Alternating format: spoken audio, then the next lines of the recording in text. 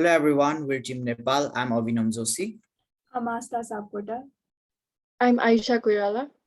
I'm Devika Rital. I'm Sima Kesi. And I am Sirish Joshi. And now we'd like to proceed on with our presentation. So the first question asks us to analyze why hosting the Olympic Games would boost the local economy.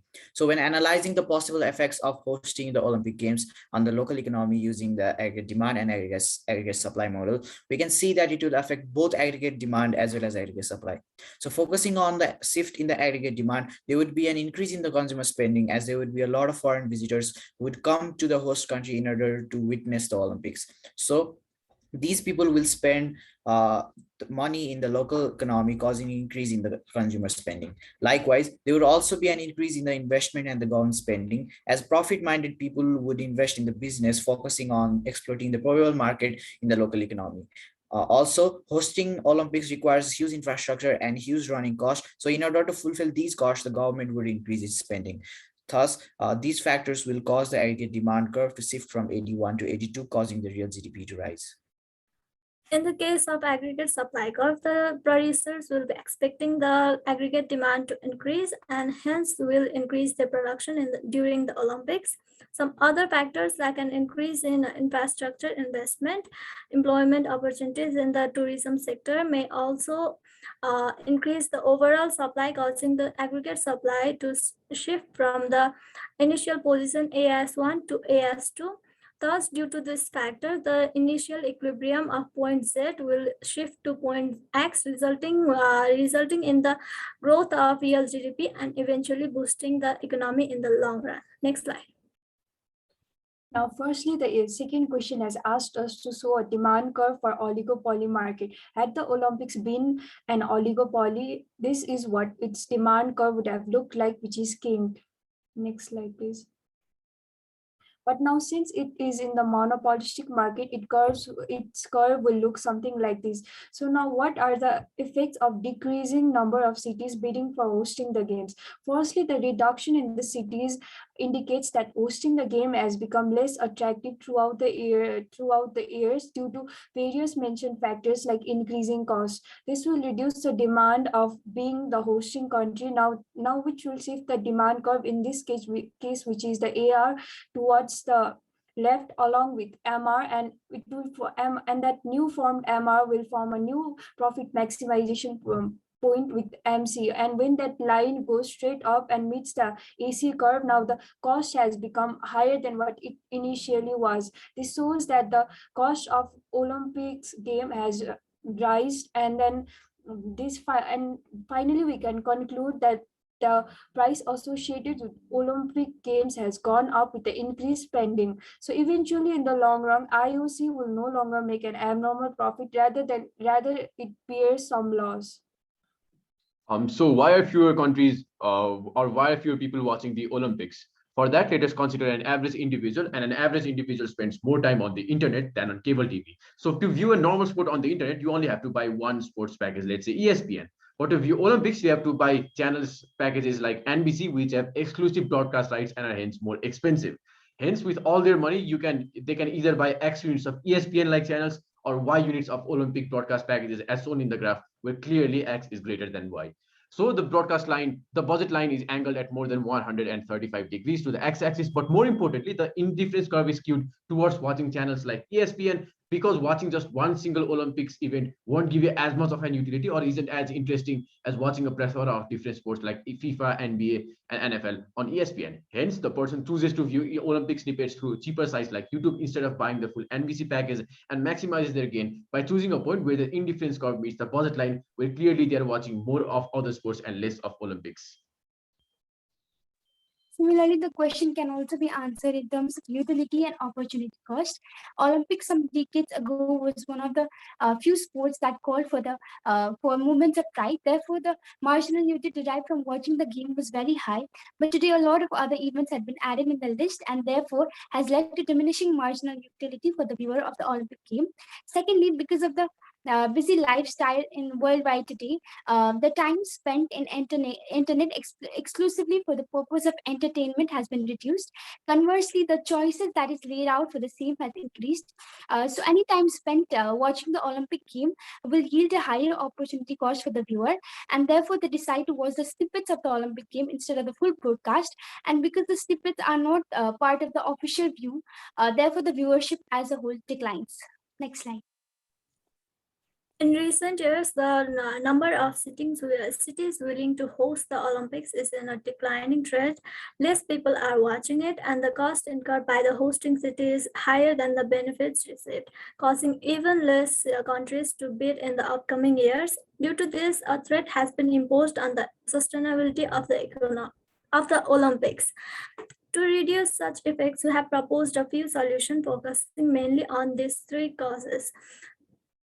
To start with, the first solution that we propose is the use of price discrimination. This solution particularly focuses on the problem that the viewership of the Olympics is declining and thus targets to increase the viewership rate. Price discrimination is a pricing strategy used by monopoly market in which it charges different prices to different consumers so as to increase the overall sale. In this solution, we have assumed that the broadcaster has a monopoly power and that the viewers are divided into two different markets.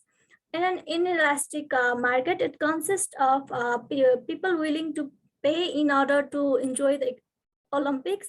In this market, we will provide a product in which the viewer will be able to enjoy live broadcasts containing no or very little advertisement and even behind the scenes and some extra content.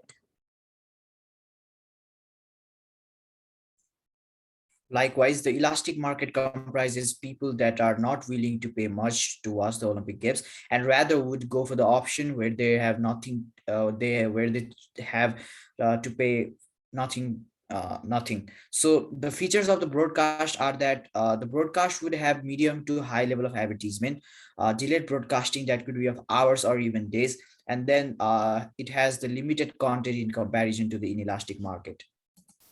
So this is the graph that shows the derivation of the pricing strategy. Here, the prices are derived from the combined market, resulting in the high price for the inelastic market and low price for the elastic market.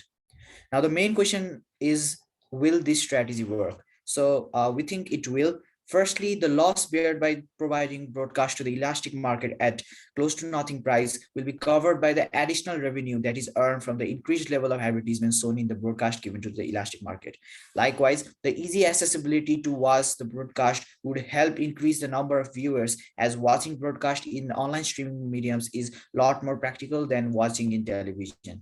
Finally, the biggest rival of third-degree price discrimination, arbitrage, can be dealt with the help of product differentiation and some security measures, where due to product differentiation, the people from inelastic market will not go to the elastic market as they are having more perks in their product, whereas the people from the elastic market will not be able to go enter the inelastic market, as due to the additional security measures, people won't be able to stream the broadcast via the third party software. The second solution is regarding the reduction in the number of bidders and interested hosts for Olympics. For this, we have thought about incentivizing the countries into bidding and hosting.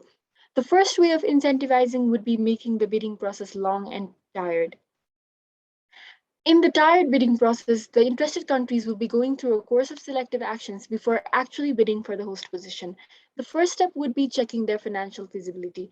After shortlisting countries on the basis of finances, the country will move on to secondary testing, where other factors will be taken into account that could include issues like international relations. Up to this point, the countries will have near to zero costs. The last step is the final and actual bidding process, where the remaining countries have very high probabilities of getting the host position. This will significantly reduce costs for countries since the cost is minimal till the very end. The next idea is to mix permanent hosts and temporary hosts alternatively in the hosting of Olympics. Hereby IOC will form a group of countries with stable economies and past hostings as permanent hosts. This will ensure that the infrastructural costs spent by these countries will come around through revenue in the upcoming years. Alternate temporary hosts that win host position through bidding will have an increase in their prestige as well as worldwide recognition for trading and trading, tourism, etc. Finally, to support the revenue of the host countries to a greater extent, providing broadcasting leverages to domestic companies rather than the sole right to NBC, which is the current situation. Such collaborations with domestic broadcasts will increase revenue for the host companies and incentivize them further into bidding and hosting for the Olympics. Thank you. We have a few methods of reducing cost of conducting the games in its actuality. First is to reduce the cost that is associated with accommodation. Right now, to accommodate the high influx of tourists, cities oftentimes build large hotels, and when the tourists leave that place and there isn't much tourism, these hotels go out of business and taxpayers need to pay the money. Our solution is to bring things like cruise ships and dock them near these cities so that they can act as temporary hotels. Also bringing in portable hotels from outside and putting them on tent on field and land areas if sea is not nearby. This brings down the average total cost because you don't have to build anything from ground up. You already have ships, you already have portable hotels, but the average variable cost go up because these things are expensive to rent. But however, we think that will be willing to pay the higher ticket price because tourists coming to Olympics have an inelastic demand, mean that they oftentimes come there for once in a lifetime opportunity. So you will still have earning over the long run. The reason why inefficiency occurs with hotel is because even if they are damageful, no politician wants to shut down a hotel that is providing employment that is seen as the pride of the city. And these black and these white elephant projects keep on going on and people pay the price. Next slide, please.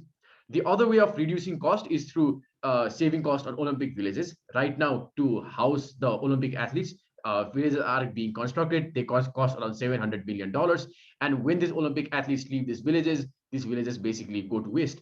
Our solution is to build a bigger village with schools and hospitals and everything. And when these Olympic athletes leave these villages, use them for low cost social housing.